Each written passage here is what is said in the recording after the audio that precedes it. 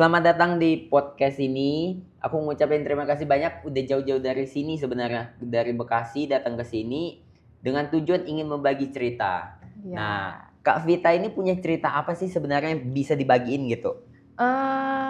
Ceritanya sebenarnya banyak cerita yang bukan dari saya pribadi, tapi kebetulan saya adalah salah satu pasien psikiater yang berobat awalnya karena punya masalah mental ya, kata orang sekarang apa penyakitnya? Tuh, Mental health? mental health, betul. Tapi dengan beriringnya waktu karena mencoba kalau bergantung sama obat penenang dan yang lain-lain kayaknya makin gak sehat ya hidup gitu. Akhirnya kebetulan dapet dokter yang oke, jadi dia ngasih ruang untuk ayo berobat sambil mengobati orang dan dikasih kesempatan wadah, dikasih waktu juga beberapa pasiennya dia yang diserahin ngobrol sama aku dan akhirnya aku ikut beberapa komunitas psikolog untuk penyembuhan mental health. Akhirnya beriringnya waktu kayaknya ngerasa wah gue udah mulai sembuh nih gitu. Akhirnya ngerasa inilah waktunya untuk bermanfaat juga sama buat orang lain juga, ngebantu karena kan yang orang banyak tahu dokter psikolog, psikiater itu butuh uang yang banyak dan gak murah juga. Akhirnya punya ilmu sedikit ya, semoga di sisa hidup ini masih bisa bermanfaat buat orang lain, ngasih wadah buat adik-adik atau teman seumur yang Yang sedang mengalami fase itu gitu ya betul, Kak ya? jadinya setidaknya punya hidup yang lebih baik jadi bisa bermanfaat juga buat orang lain. Boleh tahu nggak sih masalah mental health-nya tuh menyangkut apa gitu Kak? Eh, aku sih awalnya kurang percaya diri kayaknya ya. Jadi banyak permasalahan hidup yang ya dari rumah tangga, dari keluarga, akhirnya ngerasa tertekan dan nggak punya teman ngobrol. Mau nggak mau harus ke orang yang aku rasa secure buat cerita gitu. Karena kebanyakan orang yang dekat sama kita adalah kayak pedang aja gitu. Kita cerita sama orang yang salah akan jadi semakin Bumerang buat kita ya? betul gitu. Jadi kayaknya harus cari orang yang kita nggak kenal buat cerita. Jadi kita dikasih solusi. Paling nggak dikuatkan secara ya bukan sekedar kata sabar ya. Itu aja sih. Jadi sekarang tuh lebih seneng ngobrol sama orang yang nggak kenal. Tiba-tiba kita cerita ngalir gitu aja gitu. Jadi ngerasa orang secure juga sama kita. Biasanya memang sih kalau kita punya temen, apalagi kalau buat kami yang posisi anak muda, kami sering banget tuh mengalami yang namanya fase dimana kita selalu ada buat temen kita, tapi di saat kita butuh, kita nggak punya temen yang benar-benar bisa kita andelin buat kita ceritain gitu. Makanya belakangan ini juga memang sepertinya banyak kasus orang kena mental health dan segala macam. Ya. Pada akhirnya ke psikiater yang ahli untuk bidang ini. Dan aku rasa memang di zaman saat ini kita harus lumayan melek ya sama keadaan juga, sama lingkungan dan sekitar kita. Kalau memang kita rasanya bisa membantu orang, ya kenapa enggak? Betul. Itu adalah salah satu alasan kenapa podcast ini ada. Jadi aku memang menyediakan ruang dan tempat ini untuk siapapun yang ingin bercerita, boleh ceritain aja di sini tanpa ada aturan, dan saya juga tidak akan menghakimi karena posisinya saya juga hanya belajar untuk belajar dari orang yang lebih expert di masa hidupnya gitu. Kalau boleh tahu waktu Kak Vita menemukan psikiater itu, dapatnya tuh dari mana infonya? Kebetulan ada rekomendasi dari temen juga sih, "Oh ini bagus dokternya," gitu. Akhirnya, ke situ coba dan ya work sih, alhamdulillah dokternya juga oke, kasih insight-insight yang oke lah. Jadi sebenarnya kalau lagi, kontrol, nggak ngerasa kontrol aja karena dia ngerasa, "Ya udah anggap aja gue temen lo, ini tempat cerita, ya lo cerita aja apa yang lo keluhin." Jadi kayak bukan dokter sama pasien aja dan sampai saat ini jadi kita kayak temen aja. Jadi, komunikasinya juga udah, oke lah, jadi kayak bukan pasien sama dokter lagi gitu. Boleh tahu nggak sih di-spill dikit gitu buat orang yang mungkin belum pernah sampai ke psikiater. Mhm. Biasanya tuh prosesnya tuh gimana sih Kak? Buat kita ke psikiater, terus kita ceritanya apakah langsung cerita aja atau ada dibantu untuk kepancing supaya kita bisa bercerita lepas dan segalanya? Kebetulan sih, tapi kayaknya sekarang harus dirubah dulu mindset-nya ya, kalau misalkan orang ke psikolog atau ke psikiater adalah orang gila ya gitu. Karena kan orang banyak banget yang malu buat ke sana karena, ya lu ngapain ke sana, lu udah gila atau segala macam. Sebenarnya enggak juga, karena kita sering kita nggak sadarin juga, kita itu sebenarnya butuh orang lain buat tempat cerita dan butuh juga ke profesional juga gitu. Jadinya mindset itu sih sebenarnya yang dimulai dari diri kita sendiri, oh ya ternyata gue udah butuh orang lain nih, gue udah butuh ke profesional. Kalau misalkan banyak juga orang yang kayaknya lu stres deh, kayaknya lu gila deh, lu harus kesini deh. Itu kan bukan dari dirinya dia sendiri, dan kayaknya itu agak sulit untuk membenahi dirinya sendiri kalau nggak dari diri kita sendiri juga kan. Gitu. Jadi prosesnya itu sih waktu yang aku alami ya datang seperti biasa ngobrol karena memang udah posisinya memang butuh tempat cerita, jadi aku nggak ada proses dipancing-pancing lagi karena aku ya udah ngalir begitu aja gitu. Tapi untuk pasien yang lain sih ya aku belum tahu juga, tapi untuk beberapa yang udah ketemu dan aku bantu ya aku nggak ada mancing-mancing sih. Biasanya teman-teman yang cerita ke aku ya mengalir gitu aja, karena di tempat ngopi ya di mana senyamannya mereka gitu. Aku temenin, aku coba dengerin dia gitu sih Biasa awalnya. ada waktunya nggak satu sesi, satu orang datang ke psikiater tuh berapa lama ceritanya atau bebas aja gitu? Biasanya sih 1 sampai 2 jam ya yang aku tahu, tapi kalau kalau itu ya aku kurang tahu ya, paket-paketnya mungkin ada, cuman aku kurang detail. Selama ini sih aku 1-2 jam aku sih udah cukup gitu untuk ngobrol. Untuk sampai ada di titik yang Kak Vitanya menjadi pasien sampai sekarang menjadi wadah buat orang lain nih. Apa sih yang Kak Vita rasain gitu sampai di titik ini? Mmm, aku ditanamin sama dokterku tuh gak usah lama-lama gitu, maksudnya gak usah lama-lama, ayo yang bisa bikin semua penyakit ada obatnya, dan obatnya itu dimulai dari diri kita sendiri. Entah itu pusing atau asam lambung, itu semuanya kan kuncinya dari diri kita sendiri kan. Kalau obat itu kayaknya itu hanya pendukung. Jadi, ditanamin betul-betul sama dokterku kemarin, "Ayo kalau mau sembuh itu semua kuncinya sama diri sendiri." Jadi aku ngerasa, wah nggak boleh lama-lama juga nih, kalau sering-sering ke sini duit juga nih gitu Bener. kan. Duit juga nih, ayo sembuh, kalau mau sembuh, sembuhin diri sendiri dulu. Kalau kalimat, mari berdamai dengan persoalan itu kayaknya udah nggak make sense buat orang-orang yang ngerasa udah kena mental health. Karena sangat sulit untuk berdamai sama sesuatu hal yang menyakitkan, tapi ya harus dilawan sebenarnya. Jadi hal yang menyakitkan itu yang aku terjang, bukan aku damain, tapi aku terjang, "Oh bisa nih gue ngelawan ini," gitu sih. Sejauh ini sih aku kayaknya, eee, berobat secara fokus itu 1,5 tahunan deh. Setelah itu aku udah mencoba ikut komunitas, jadi ketemu orang-orang baru, berbagi apa, jadinya ngerubah mindset-ku, aku harus jadi manfaat aja buat orang lain.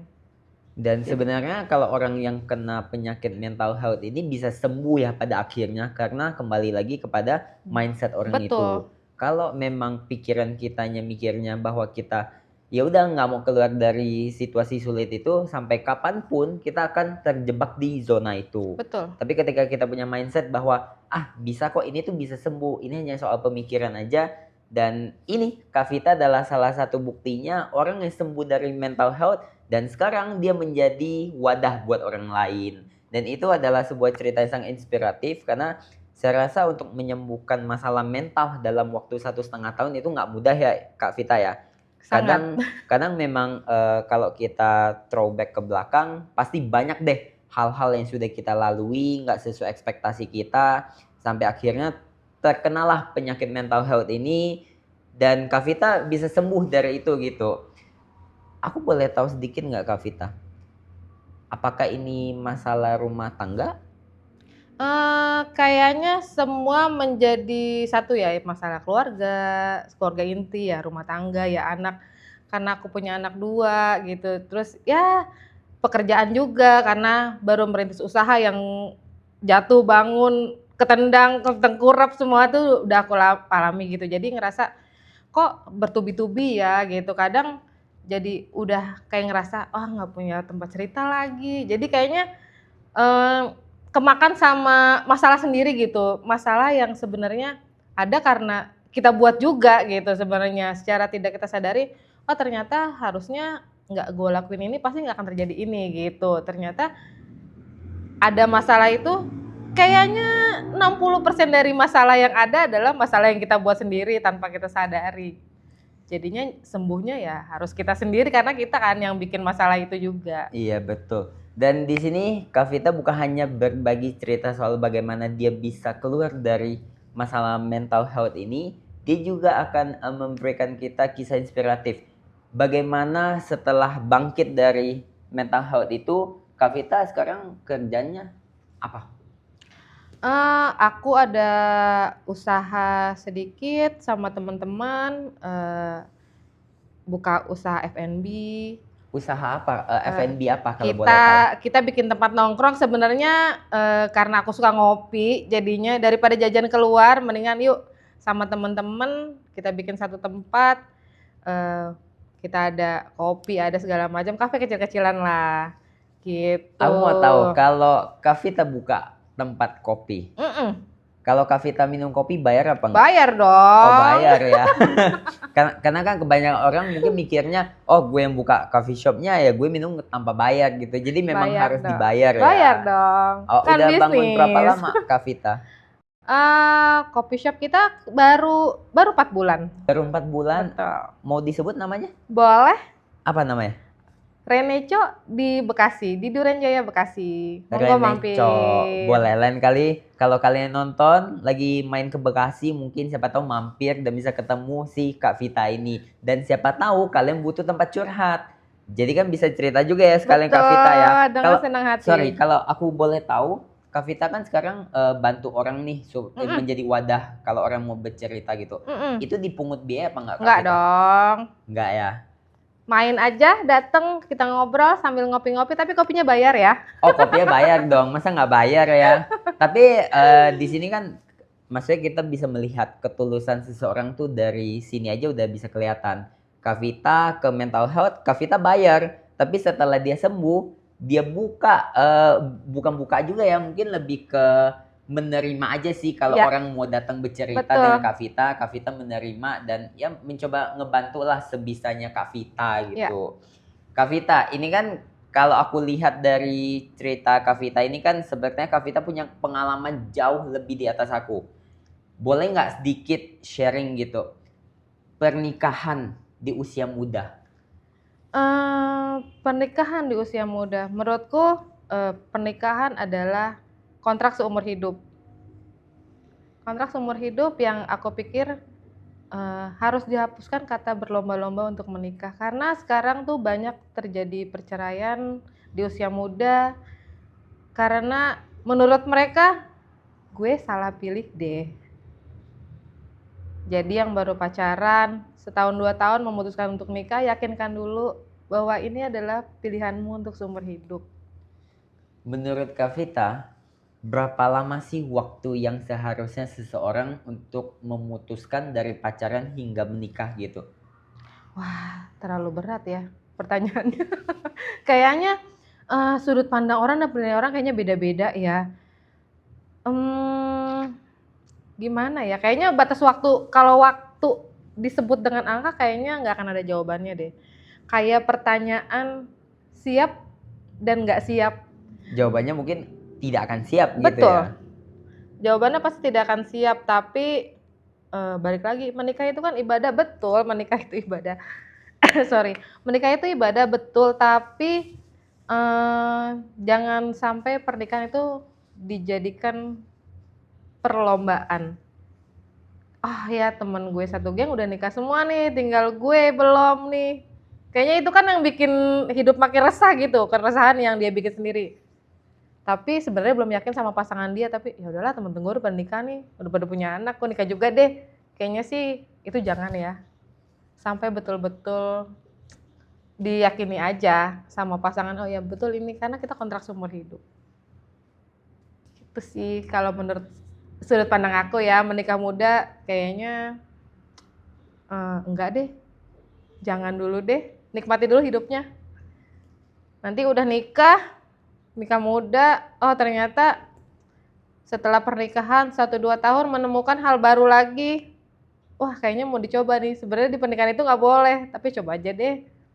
Jadinya gagal juga, akan ada pengkhianatan, akan ada bohong-bohong. Jadi ibadahnya udah kehapus tuh kalau kayak gitu. Wah, nih kita belajar hal baru. Sudut pandang orang yang sudah punya pengalaman dan sudah pernah ada di fase itu ya. Jadi memang sebenarnya pernikahan itu nggak ada batasan umur. Betul? Mau kapanpun itu boleh selama kita siap. Dan Betul. itu memang pernikahan untuk seumur hidup. Jadi kalau misalkan kita buru-buru hanya karena mungkin kita FOMO di zaman sekarang ya, Yes. Kak Vita ya, banyak banget kejadian-kejadian yang memang terjadi itu akibat rasa FOMO itu. Yes. Jangankan pernikahan deh, kita lihat deh banyak banget contoh. Kak Vita tahu nggak belakangan ini ada salah satu brand fashion di mall, dia lagi ngadain promosi kalau belanja minimal sekian dapat tuh hadiah tas. Waktu aku pergi ke lokasi itu dan aku coba ngecek, oh apakah promo ini beneran ada atau enggak, ternyata ada. Tapi ketika promo tasnya itu sudah habis, tahu apa yang dilakukan? Nggak jadi belanja, semua tinggalin belanjaannya di depan tokonya. Dan itu tuh salah satu contoh di mana orang Indonesia tuh banyak banget rasa FOMO itu. Jadi orang Indonesia tuh benar yang kayak Kak Vita ngomong tadi di off cam itu ya, bahwa orang Indonesia itu punya rasa kepo yang sangat tinggi, namun tidak dibarengi dengan rasa empati yang setinggi itu. Betul. Orang Indonesia cuma pengen taunya, ya gue pengen tahu nih ada berita apa nih, ada gosip apa nih. Tapi ketika dia sudah tahu, mungkin ya dia menganggapnya, oh ya udah, thank you ya informasinya, gue udah dapet nih, udah bisa jadi bahan yang bisa gue bahas. Ya. Tapi setelah itu apa yang dilakukan? Ya nggak ada. Mungkin kita merasa tersakiti, ya bakal tersakiti seumur hidup aja gitu karena kita nggak punya tempat cerita. Makanya di sini Kak Vita kan sebagai orang yang punya pengalaman itu berbagi cerita ke kita semua, tujuannya supaya kita belajar, supaya kita tahu nih bahwa kehidupan ini tuh nggak semudah itu buat dijalanin. Betul. Dan pasti lika-likunya banyak banget. Kita sebagai anak muda harus melek juga lah sama sekitar kita. Maksudnya kalau kita bisa ngebantu selama kita tidak merugikan orang lain, mungkin ya itu nggak apa-apa ya Kak Vita ya. Yes.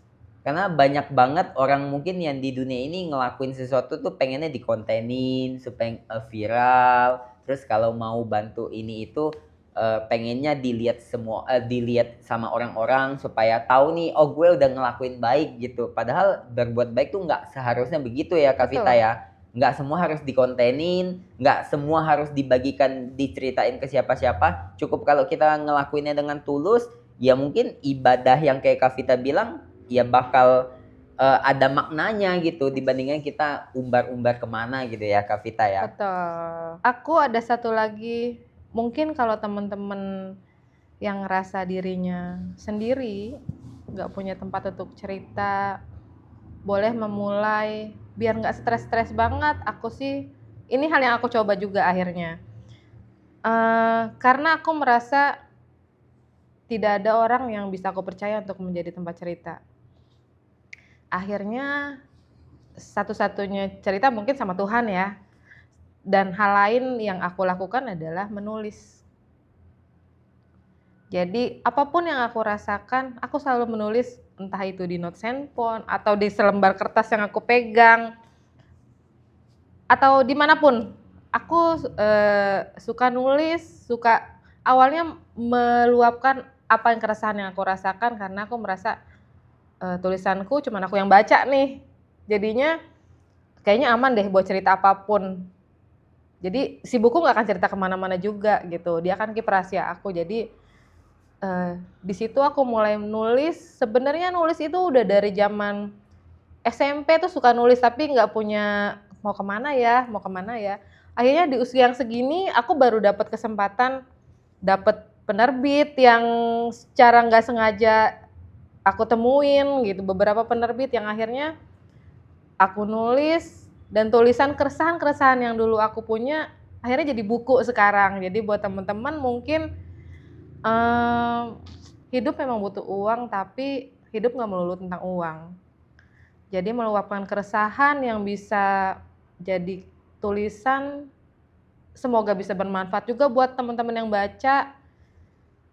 Dan kayaknya plong aja ya gitu, bisa cerita apapun dan rahasia kita terjaga dengan aman gitu, kita pegang sendiri. Nggak ada yang baca gitu ya. Betul, sampai pada akhirnya jadi buku, akhirnya ada yang baca juga. Itu bukunya udah dirilis? Aku udah ada 9 buku antologi yang udah terbit dan sekarang lagi progres buku solo. Itu dijual untuk umum? Sementara masih secara indie karena labelnya aku belum dapat penerbit yang gede, jadinya kita masih indie sama teman-teman di komunitas. Berarti itu isi bukunya tuh tentang kehidupan ya? Iya. Jadi kalau antologi kita ada beberapa penulis yang kita keroyokan untuk satu buku gitu. Tapi ya Kak Vita ya, ini unik. Tadi Kak Vita bilang mungkin kalau kita nggak punya tempat cerita, salah satu yang bisa kita gunakan adalah menggunakan notes HP misalkan. Yes. Dan aku rasa mungkin cukup banyak orang yang ngelakuin ini. Tapi nggak semua orang akan mengungkapkannya. Karena benar, mungkin kita kadang nulis ada kata-kata yang sulit untuk kita tulis langsung di HP itu. Tapi perasaan kita tuh mengungkap ke hal itu. Dan sejujurnya aku juga ngelakuin hal yang sama Kak Vita. Waktu dulu aku zaman sekolah, aku merasa bahwa hidupku cukup kesepian. Bahwa ketika aku ingin bercerita, ingin hanya sekedar didengarkan saja, kok kayaknya nggak ada ya temen yang selalu ada gitu buat aku. Tapi kalau teman kita butuh kita, aku akan berusaha buat selalu ada buat dia. Dan itu salah satu kejadian yang nge-trigger aku sampai pada akhirnya aku memutuskan, oke, nggak apa-apa deh, gue tulis di notes HP aja. Toh kalaupun pada akhirnya nggak ada yang baca pun nggak apa-apa, karena itu hanya bagaimana cara aku mengungkapkan perasaanku waktu itu. Dan aku sempat tulis lebih dari 10 notes. 10 notes, terus aku suka yang tiba-tiba pada saat ingin tidur, aku buka tuh notes itu, aku baca balik. Mungkin pada saat aku baca balik itu perasaan kita tuh udah beda ya Kak Vita ya. Saat kita nulis mungkin kita sedih banget, runtuh banget.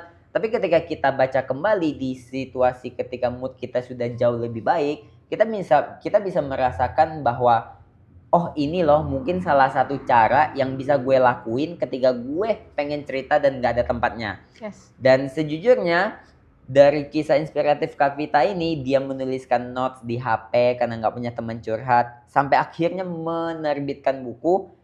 Itu adalah sebuah prestasi yang saya rasa harus dibanggakan gitu ya Kak Vita ya. Terima Mungkin kasih. walaupun isinya tentang masalah kehidupan, tapi dari situlah kita bisa belajar bahwa hidup kadang tidak baik-baik saja, yaitu bukan sebuah masalah besar, karena memang hidup selalu ada masalah ya Kak Vita ya. Betul. Hanya bagaimana cara kita menyelesaikan dan menghadapi masalah itu. Betul. Aku suka banget sih ngomong sama Kak Vita yang maksudnya dia punya pengalaman, dia nggak pelit ilmu, dia mau berbagi.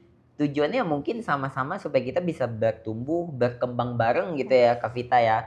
Karena usia ya hanyalah angka. Betul. Nggak ada masalah kok, kita belajar sama siapa aja boleh, Betul. kita bercerita sama siapa aja boleh. Dan sejujurnya aku sangat mengapresiasi Kak Vita mau datang ke sini bercerita dengan aku yang notabene aku masih jauh lebih muda dari Kak Vita, pengalamannya lebih sedikit dari Kak Vita, tapi Kak Vita nggak pelit ilmu sama sekali. Aku senang banget Kak Vita datang ke sini. Sama aku juga senang banget dikasih wadah seperti ini. Karena yang aku yakini semua yang terjadi tidak ada yang kebetulan. Semua sudah diatur sama Tuhan. Aku suka banget itu. Kemarin tuh aku sempet ada orang datang terus dia menyampaikan, dia juga bercerita soal ya kurang lebih soal kehidupannya yang lumayan kesepian lah gitu Kak Vita. Terus dia menyampaikan bahwa kita yang tidak punya relasi besar pun tidak usah berkecil hati. Betul. Karena mungkin memang jalan Tuhannya kita nggak dibawa masuk ke circle itu. Tapi dengan aku menciptakan ini, mungkin ini adalah salah satu cara aku menciptakan circle baru aku. Betul. Dan itu aku suka banget tubihannya sampai hari ini aku kayak Oh iya juga ya, walaupun aku merasa kadang hidupku kesepian, tapi nggak apa-apa juga deh. Orang datang ke hidupku juga belum tentu orang itu membawa dampak positif buat Betul. aku gitu ya. Dan aku sempat yang beberapa kali suka ngeklaim diri aku sendiri, apakah aku termasuk ke golongan mental health ini atau bukan ya? Karena buat aku pribadi aku nggak tahu makna dari mental health yang sesungguhnya itu apa. Tapi aku berpikir bahwa ketika kita ingin meluangkan emosi kita, mau menangis, itu kayaknya hal biasa ya Kak Vita ya. Yes. Sering nggak menangis Kak Vita? Sering banget. Sampai tadi sebelum berangkat kesini aku nangis dulu. Kenapa? Padahal nggak tahu mau nangisin apa ya.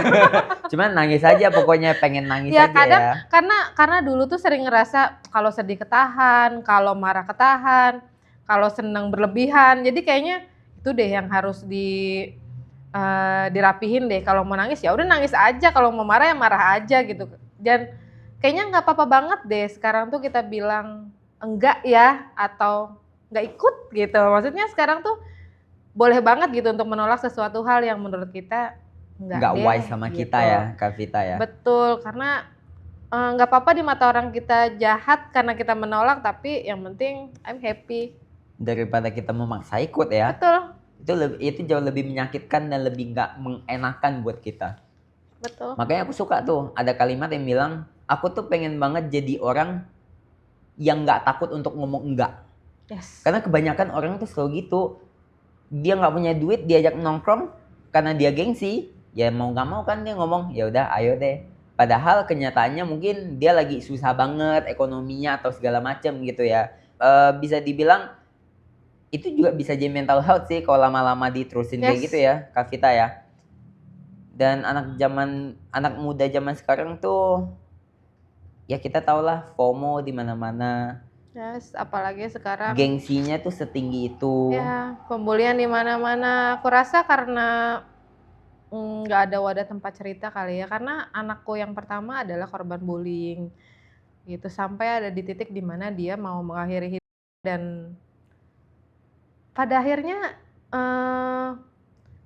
aku nggak bawa anakku ke psikiater ya karena saat itu aku lagi berada di fase itu dan jadinya aku meluapkan itu sama tempat cerita dikasih insight ya udah sekarang gini aja buat anak lo gini akhirnya sampai hari ini pun kami ngerasa kami bukan ibu dan anak tapi kami adalah teman jadi berusaha melindungi dia sekuat tenaga dan dia berusaha membahagiakan saya dengan caranya dia gitu jadinya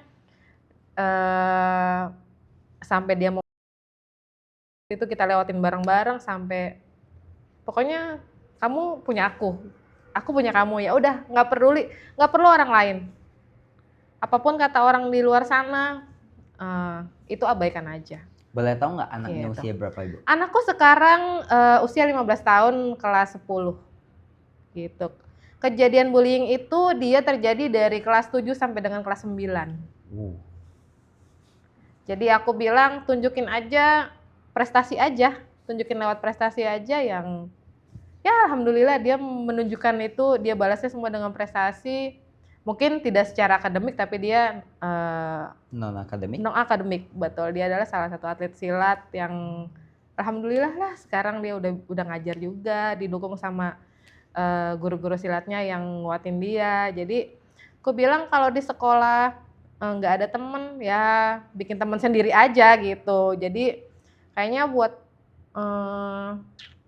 menormalisasikan bullying itu wah aku sih itu no banget ya. Jadi aku pasti akan bertempur banget tuh sama yang bullying itu dan rasanya miris banget ya gitu ya. Sekarang juga guru banyak banget ya kayaknya masalah-masalah di negara kita ini ya. Iya bener, saking banyaknya kita nggak tahu mau mulai dari mana. Kadang jadi rasanya tuh empati kita tuh terasa banget gitu loh. Harus nolong atau harus apa ya gitu. Apa kita diemin aja gitu ya. Betul, karena beberapa kali terjadi kecelakaan di jalan aja orang cuma nengok aja gitu. Bukannya kan nggak ada yang nolong dibantuin gitu ya. Betul. Jadi ya rasanya empati orang kita tuh wah luar biasa sekali. Boleh tahu nggak itu pada saat ketahuan ada bullying ke anak ibu gitu ya, Setelah ketahuan ada proses tindak lanjutnya nggak ke jalur hukum mungkin? Eee, aku sih, wah sangat menjadikan sebenarnya ceritanya ya. Aku itu sampai, sudah laporan ke sekolah, tapi sekolah tidak ada tindak lanjutnya. Akhirnya anakku sampai bilang, "Ya sudahlah aku lawan aja sendiri," gitu. "Aku lawan aja sendirilah, sampai sebentar lagi kok cuman 3 tahun." Itu karena kejadiannya awal kelas 7 dan dia berhasil lulus dengan happy di kelas 9 ya, cuman ada beberapa yang menurut pihak sekolah itulah adalah hal biasa yang terjadi antara anak-anak gitu. Itu yang membuatku rasanya nggak deh gitu.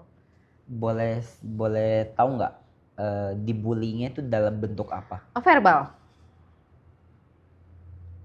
Kayaknya kalau dipukulin bisa dibales kali ya, kalau dipukulin, cuman kalau verbal, kata-kata itu kayaknya lukanya kita nggak Lebih bisa lihat menyakitkan ya. ya, karena di dalam kan, masuk ke Betul, luka dalam. yang tidak bisa kita lihat. Ya mungkin kadang dia masih suka ke-trigger juga gitu kalau ada yang itu, cuman ya udah dibawa santai aja lah. Sudah bisa melewati hal yang kemarin berat, jadi dibawa happy aja lah.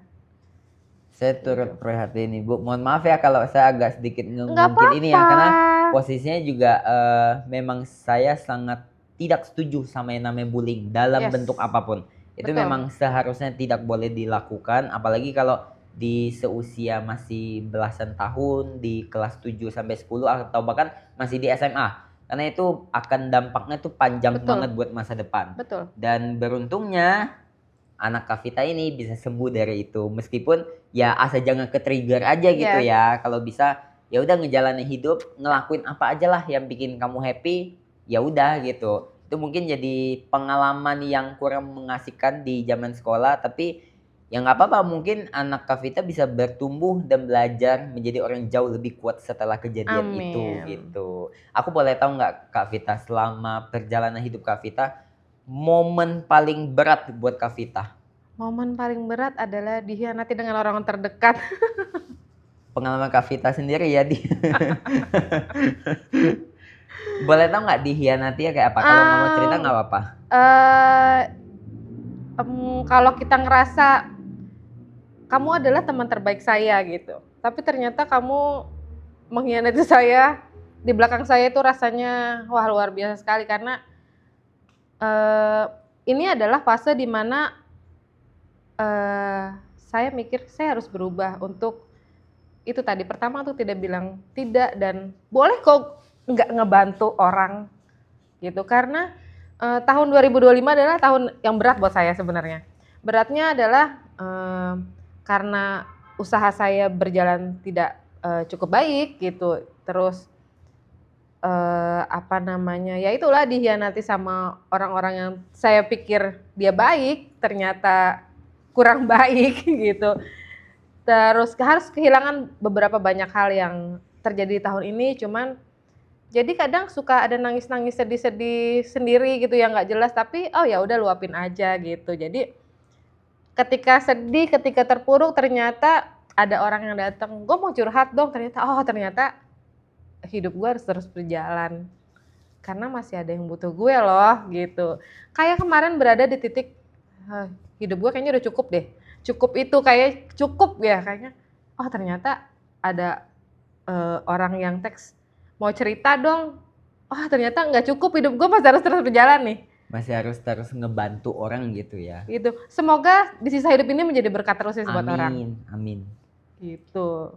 Karena di sini juga saya rasa banyak kok orang baik sebenarnya. Yes, Cuma mungkin nggak semua orang tahu nih cara untuk apa ya, mengekspresikan kebaikannya itu bagaimana. Mungkin dengan salah satu contoh, Kak Vita di rumah aja nih, tiba-tiba orang nge-teks Kak Vita udah merasa bahwa oh ternyata hidup gue tuh bukan sampai di sini doang loh, yes, masih ada loh orang yang tiba-tiba nge-DM gue mau cerita, dan Kak Vita ngelakuinnya dengan sangat happy, dan itu saya pikir luar biasa untuk perjuangan Kak Vita selama ini. terima Bagaimana kasih. Kak Vita hidup bukan hanya hidup karena dia masih hidup, tapi karena dia tahu kalau Kak Vita ini bisa memberikan dampak buat orang lain juga.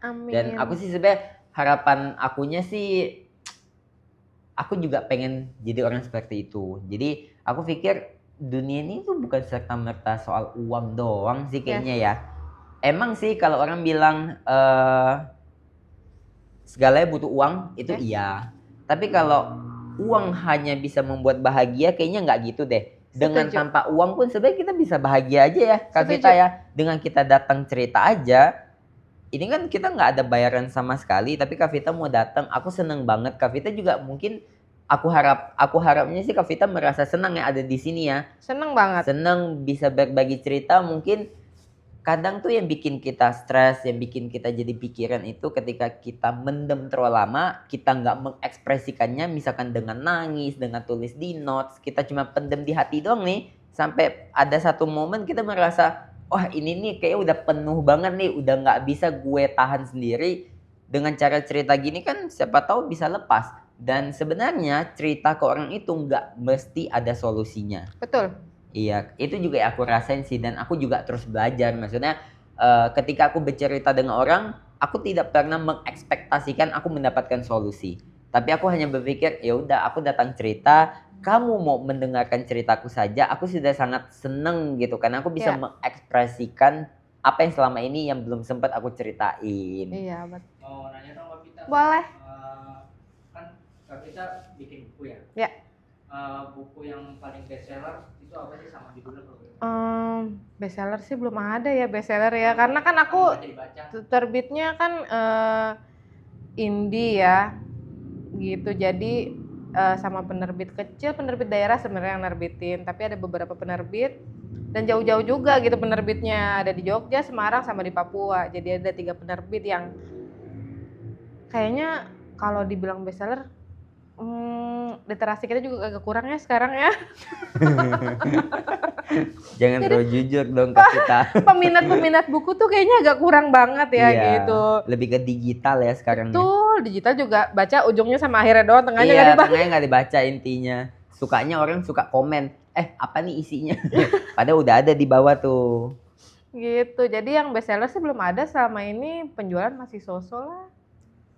Cuman nama judulnya aku lupa ya, udah apa aja ya judulnya. Cuman yang buku solo ini yang bakalan terbit ini kan sebenarnya buku solo, tapi kemarin aku secara tidak sengaja juga ketemu sama orang yang dia anak muda juga, dia hobi menulis juga.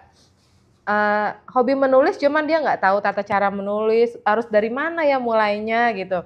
Akhirnya aku ngobrol sama dia, ya udah kita bikin konsep, kebetulan ini project buku solo, sebenarnya harusnya sendiri, tapi yuk kita bagi dua. Collab gitu ya. Gitu, kita bagi dua buku ini. Dari VOV kamu anak muda, seorang anak yang kebetulan dia tidak punya ayah sekarang, jadi cuman hidup sama ibunya. Kamu punya cerita apa, keresahan apa bersama ibumu sepanjang perjalanan hidup kamu?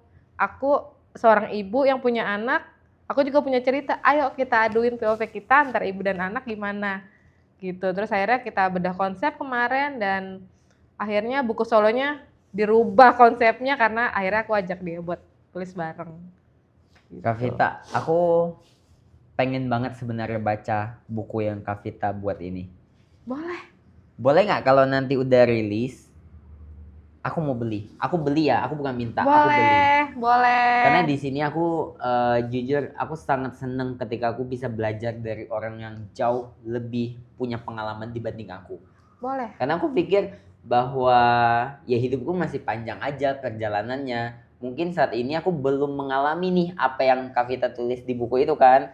Jadi aku pengen banget baca dari sudut pandang perasaan yang mungkin selama ini Kak Vita tulis doang di buku tapi nggak pernah disampaikan langsung gitu. Aku mau ya Kak Vita ya. Aku Boleh. pesen Dengan satu. senang Serius, hati. aku beli. Aku Dengan nggak, senang aku bukan hati. minta.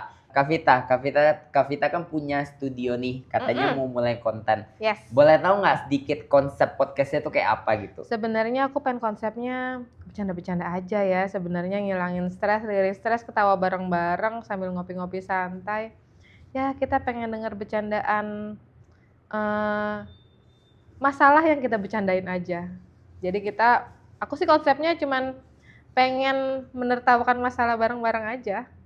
Ih, asik banget. Gitu. Aku kayak tertarik banget Kak Vita. Setelah ini aku coba diskusi ya. Maksudnya bisa kapan gitu aku main ke sana. Boleh. Boleh banget. Aku seneng banget lah ketika orang yang merasa hidupnya yang mungkin selama ini hanya itu-itu aja, tapi dia coba deh untuk berguna buat orang lain. Mungkin hanya sekedar tempat cerita itu juga udah jadi sebuah berkat ya Kak Vita. Buat Yes. Kak Vita juga, Kak Vita bisa memberikan energi positif buat orang-orang di sekitar yang butuh Semoga. tempat itu. Oke, saya rasa cukup ya. Yes. Kak Vita, terima kasih banyak Terima udah kasih mampir banyak ke podcast dengan ini. senang Terima hati. kasih. Bye-bye. Bye.